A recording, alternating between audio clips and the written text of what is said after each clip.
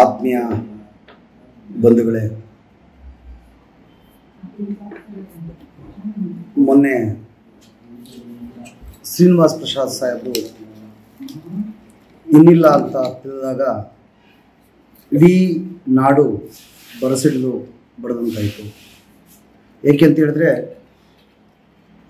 ಶ್ರೀನಿವಾಸ್ ಪ್ರಸಾದ್ ಸಾಹೇಬರು ಈ ದೇಶ ಕಂಡಂಥ, ಈ ರಾಜ್ಯ ಕಂಡಂಥ ಒಂದು ಮಹಾನ್ ಶಕ್ತಿ.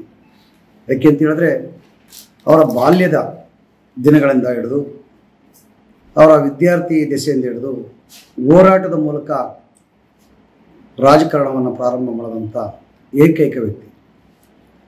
ಏಕೆ ಅಂತ ಹೇಳಿದ್ರೆ, ಅವರು ಇಡೀ ರಾಜ್ಯದಲ್ಲಿ ಪ್ರಪ್ರಥಮವಾಗಿ DMKಯಿಂದ MLAಗೆ ಸ್ಪರ್ಧೆ ಮಾಡಿದಂಥ ವ್ಯಕ್ತಿ. ನನಗೆ ಅಚಾನಕವಾಗಿ ನಾನು PUC ಓದ್ತಾಯಿದ್ದೆ. ಆ ಸಂದರ್ಭದಲ್ಲಿ ನನಗೆ ಮದ್ದೂರಿನ ಪ್ರವಾಸ ಮಂದಿರದಲ್ಲಿ ಅವ್ರ ಪರಿಚಯ ಆಯಿತು. ಆ ಪರಿಚಯ ಆದಂಥ ದಿನಗಳಿಂದ ಹಿಡಿದು ಇಲ್ಲಿಗೆ ಒಂದು 30 ವರ್ಷಗಳ ಅವರ ಒಡನಾಟ ನನಗೆ.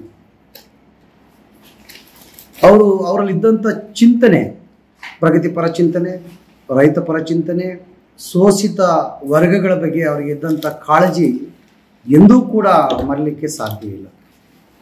ಏಕೆ ಅಂತ ಹೇಳಿದ್ರೆ, ನಾನು ಅವ್ರ ಜೊತೆಲಿ ಬಹಳ ದಿನಗಳ ಒಡನಾಟವನ್ನು ಹೊಂದಿದ್ದೆ. ಒಂದು ದಿನ ನಾನು ಅವರಿಗೆ ಒಂದು ಮನವಿಯನ್ನು ಮಾಡ್ತೀನಿ, ತಾವು ನನ್ನ ಮನೆಗೆ ಬರಬೇಕು ಅಂತ ಹೇಳ್ತೀನಿ. ಆಯಿತು ಅಂತೇಳಿ ಅವರು ಬರ್ತಾರೆ. ಆ ಸಂದರ್ಭದಲ್ಲಿ ಕೇಂದ್ರದ food and civil supply minister ಆಗಿರ್ತಾರೆ. ಆ ಸಂದರ್ಭದಲ್ಲಿ ನನ್ನ ಮನೆಗೆ ಬರ್ತಾರೆ. ನನ್ನ ಮನೇಲಿ ಭಾಗ್ಯ ಜ್ಯೋತಿ ಒಂದೇ ಒಂದು ಲೈಟ್ ಇತ್ತು. ನನ್ನ ತಾಯಿ ಸೌದೆ ಒಲೆಯಲ್ಲಿ ಅಡುಗೆ ಮಾಡ್ತಾಯಿದ್ರು.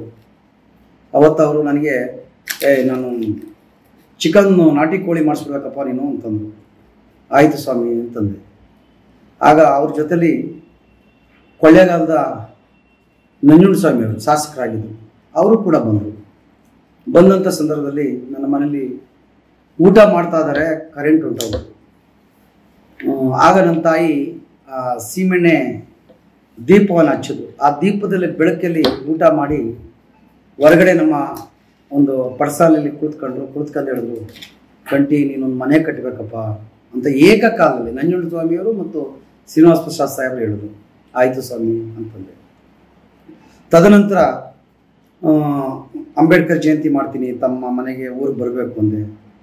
ಆಗಲೂ ಕೂಡ ಬಂದು ನಮ್ಮ ಮನೇಲಿ ಊಟ ಮಾಡಿ, ನಮ್ಮ ತಾಯಿ, ನಮ್ಮ ತಂದೆ, ಅದ್ರ ಜೊತೆಗೆ ನಮ್ಮ ಅಣ್ಣ, ನಮ್ಮ ಜೊತೆಲೆಲ್ಲ ಭಾಳ ಎಲ್ಲೋ ಒಂದು ಕಡೆ ಅವರು ನನಗೆ ತಂದೆ ಸಮಾನವಾಗಿ ಮಾರ್ಗದರ್ಶನ ನೀಡ್ತಿದ್ದಂಥ ವ್ಯಕ್ತಿ. ಯಾಕೆ ಇಷ್ಟೆಲ್ಲ ಅವ್ರ ಬಗ್ಗೆ ನಾನು ಹೇಳ್ತಾ ಇದ್ದೀನಿ ಅಂತ ಹೇಳಿದ್ರೆ, ಒಂದು ದಿನ ಅವ್ರು ಹೇಳ್ತಾರೆ, ನನಗೊಂದು ಫೋನ್ ಮಾಡ್ತಾರೆ, ಅಪ್ಪ ನಾನು ಬೆಂಗಳೂರಿಗೆ ಹೋಗ್ತಾ ಇದ್ದೀನಿ, ನನಗೆ ರೈಲ್ವೆ ಸ್ಟೇಷನ್ಗೆ ಇಡ್ಲಿ ತಂದುಕೊಡು ಅಂತ ಹೇಳ್ತಾರೆ. ಹಲವಾರು ದಿನ ತಂದುಕೊಟ್ಟಿದ್ದೆ. ಒಂದು ದಿನ ನಾನೆಲ್ಲೋ ಒಂದು ಕಡೆ ದೂರ ಇದ್ದೆ. ಆ ಸಂದರ್ಭದಲ್ಲಿ ಜೆ ರಾಮಯ್ಯ ಅಂತೇಳಿ ಇಂದಿಗೂ ಕೂಡ ಮಂಡ್ಯದಲ್ಲಿ ವಕೀಲರಿದ್ದಾರೆ, ಪ್ರಗತಿಪರ ಚಿಂತಕರು ಅವರು. ಅವರಿಗೆ ಫೋನ್ ಮಾಡಿ ಹೇಳ್ತೀನಿ, ರಮಣ ಸಾಹೇಬರು ಬರ್ತಾ ಇದ್ದಾರಪ್ಪ, ಒಂದು ಸ್ವಲ್ಪ ರೈಲ್ವೆ ಸ್ಟೇಷನ್ಗೆ ನೀನು ಇಡ್ಲಿ ತಗೊಂಡೋಗಿ ಕೊಡಬೇಕು ಅಂತ. ಅಣ್ಣ ತಗೊಂಡೋಗ್ತಾರೆ, ಕೊಡ್ತೀನಿ ಅಂತೇಳಿ ತಗೊಂಡೋಗಿ ಕೊಡ್ತಾರೆ. ಇಂಥ ನಿರ್ದೇಶನಗಳನ್ನ ನಾನು ನೋಡ್ತೀನಿ. ತದನಂತರ ಯಾಕೆ ಹೇಳ್ತೀನಿ ಅಂತ ಹೇಳಿದ್ರೆ, ನನ್ನ ಸೋದರ ಮಾವ ಅಶೋಕ್ ಅಂತೇಳಿ RF ಆಗಿರ್ತಾರೆ. ಅವ್ರ ಮಗನಿಗೆ ಒಂದು ಸೀಟ್ ಬೇಕು, ಎಲ್ಲಿ JSS ಸ್ಕೂಲಲ್ಲಿ. ನಾನು ಹೋಗಿ ಹೇಳ್ತೀನಿ, ಒಂದು ಸೀಟ್ ಬೇಕು ಅಪ್ಪಾಜಿ ಅಂತ. ಆಗ ಅವ್ರು ಹೇಳ್ತಾರೆ, ನೋಡಪ್ಪ ಅಲ್ಲಿ ಹೇಗೆ ಅಂತ. ಇಲ್ಲ, ನೀವು ಒಂದು ಫೋನ್ ಮಾಡಿ ಅಂತ ಹೇಳ್ತೀನಿ. ಅದಕ್ಕೆ ಪಾಪ ಇವತ್ತು ಶಂಕರ್ ಅವರ ಆಪ್ತ ಸಹಾಯಕರು ಅವ್ರು ಇವತ್ತು ತೀರ್ಕೊಂಡಿದ್ದಾರೆ. ಅವ್ರು ಹೇಳ್ತಾರೆ, ಸಾಹೇಬರಲ್ಲಿ ಒಂದು ಮಾತು ಹೇಳಿಸಿ ಅಂತ. ಆಗ ಫೋನ್ ಮಾಡಿ ಹೇಳ್ತಾರೆ ಬುದ್ಧಿಯವರಿಗೆ, ಅಲ್ಲಿ ಸ್ವಾಮೀಜಿಯವ್ರ ತಮ್ಮ ಮಂಜುನಾಥ್ ಬುದ್ಧಿ ಅಂತೇಳಿ. ಅಲ್ಲಿಗೆ ಹೋಗ್ತೀನಿ. ಹೋದ ತಕ್ಷಣ ಒಬ್ಬ ಬಿಳಿ ಶರ್ಟ್ ಹಾಕೊಂಡು, ಬನ್ನಿ ಸಾಹೇಬ್ರು ಕರೀತಾ ಇದ್ದಾರೆ ಅಂತ ಹೇಳ್ತಾರೆ. ಹೋಗ್ತೀನಿ. ಹೋದ ತಕ್ಷಣ ಆ ಯಪ್ಪ ನನಗೆ ಕರೆದು ಅವರು ಒಂದು ಲೋಟ ಹಾಲು ಕೊಟ್ಟು, ನಿಮ್ಮ ಮಗುಗೆ ಸೀಟ್ ಆಗಿದೆ ಅಂತ ಹೇಳ್ತಾರೆ.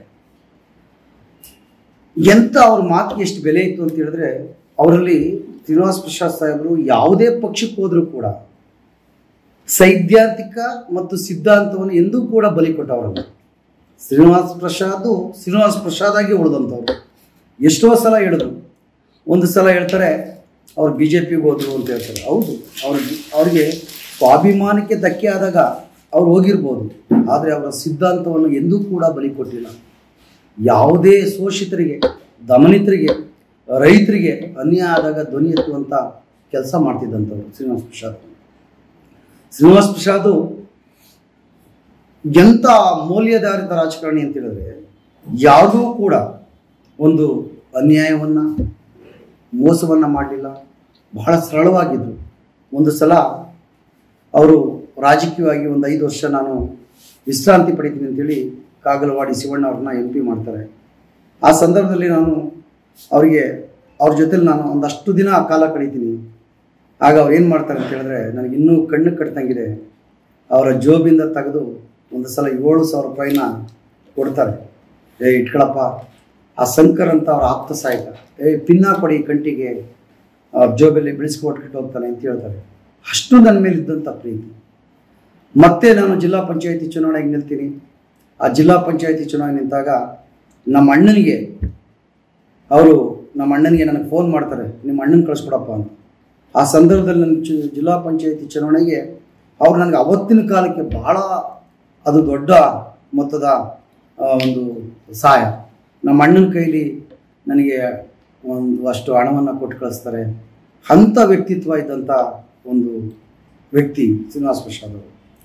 ನಾನು ಎಲ್ಲೋ ಒಂದು ಕಡೆ ನಮ್ಮ ಮನೆಯ ಒಬ್ಬ ತಂದೆನ ಕಳ್ಕೊಂಡಂಗೆ, ನನ್ನ ತಾತನ ಕಳ್ಕೊಂಡಂಗೆ ಅನಿಸುತ್ತೆ.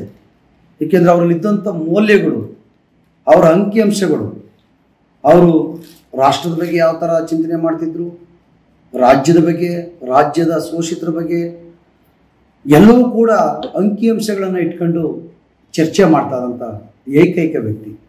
ಅಂಥ ವ್ಯಕ್ತಿ ಇವತ್ತು ನಾವು ಅವರಿಲ್ಲದೇ ಇರುವಂಥ ಸಂದರ್ಭದಲ್ಲಿ ಈ ದೇಶಕ್ಕೆ ಮತ್ತು ಈ ರಾಷ್ಟ್ರಕ್ಕೆ ಎಲ್ಲೋ ಒಂದು ಕಡೆ ನಷ್ಟ ಆಗಿದೆ. ಆ ನಷ್ಟವನ್ನು ಯಾರಿಂದೂ ಕೂಡ ತುಂಬಿಸ್ಲಿಕ್ಕೆ ಸಾಧ್ಯ ಇಲ್ಲ. ಮತ್ತೊಮ್ಮೆ ಅಂಥ ಮಹಾನ್ ವ್ಯಕ್ತಿ ಈ ನೆಲದಲ್ಲಿ ಹುಟ್ಟಿ ಶೋಷಿತರ ಮತ್ತು ದಮನಿತರ ಪರವಾಗಿ ಧ್ವನಿ ಎತ್ತಬೇಕು ಅನ್ನೋದು ನನ್ನ ಒಂದು ಆರೈಕೆ. ಹಾಗಾಗಿ ಅಂಥ ಮಹಾನ್ ವ್ಯಕ್ತಿಯ ಬಗ್ಗೆ ಎಷ್ಟು ಮಾತಾಡಿದ್ರೂ ಕೂಡ ಕಡಿಮೆ. ಪ್ರತಿದಿನ ನನಗೆ ಕಣ್ಣಲ್ಲಿ ಎಲ್ಲ ಒಂದು ಕಡೆ ನೀರು ಬರುತ್ತೆ. ಯಾಕೆಂದರೆ ಬೆಂಗಳೂರಿಂದ ಮೈಸೂರಿಗೆ ಹೋಗುವಾಗ, ಮೈಸೂರಿಂದ ಬೆಂಗಳೂರಿಗೆ ಹೋಗುವಾಗ ಅವ್ರು ನನಗೆ ಫೋನ್ ಮಾಡ್ತಿದ್ರು. ಇವತ್ತಿಗೂ ಕೂಡ ನನ್ನ ಮೊಬೈಲ್ನಲ್ಲಿ ಅವರನ್ನ ಹೆಸರನ್ನ ಸೇವ್ ಮಾಡಿಲ್ಲ. ಯಾಕೆಂದ್ರೆ ಬಾಯಿಗೆ ಬರುತ್ತೆ ಆ ನಂಬರು.